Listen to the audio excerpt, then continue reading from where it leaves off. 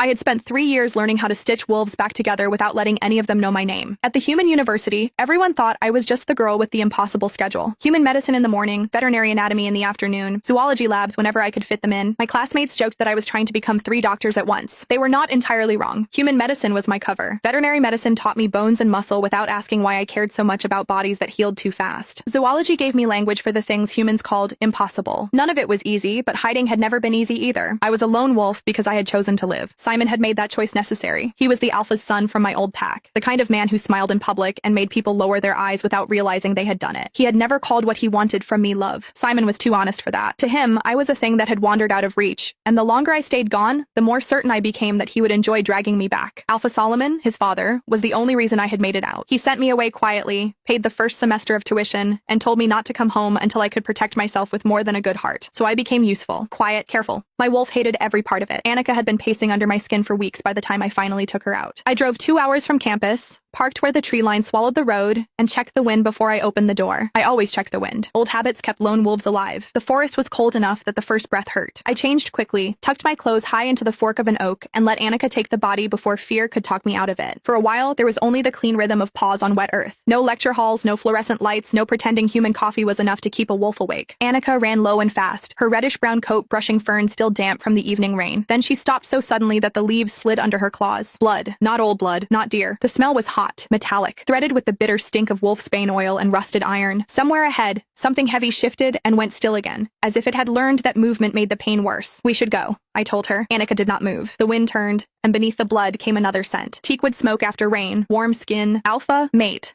Annika said, and for one foolish second, every lesson I had taught myself went silent. I had imagined my mate once, back when I was young enough to believe the moon goddess was kind. I had not imagined finding him half hidden in enemy brush, one massive black leg caught between the teeth of a bear trap built for war. He was in wolf form, bigger than any wolf I had treated in a classroom simulation. Midnight dark, except where blood had matted the fur around his hind leg. The trap had closed below the knee and crushed deep. If he shifted, the change would tear through the remaining tissue. If he stayed there, whoever said it would come back. His green eyes followed us through the brush. He knew we were there. He also knew he could not chase us. That should have made him less dangerous. It did not. I forced the shift back before I could think too hard about being exposed in front of a stranger, mate or not. Fear made my hands efficient. I kept them open, kept my voice steady, and did not step close until his nostrils flared over my scent. I'm not here to hurt you, I said. The trap is under the joint, and if you shift, you may lose the leg before anyone can help you. If you let me release it, you still have a chance. His ears angled toward me, not trust exactly.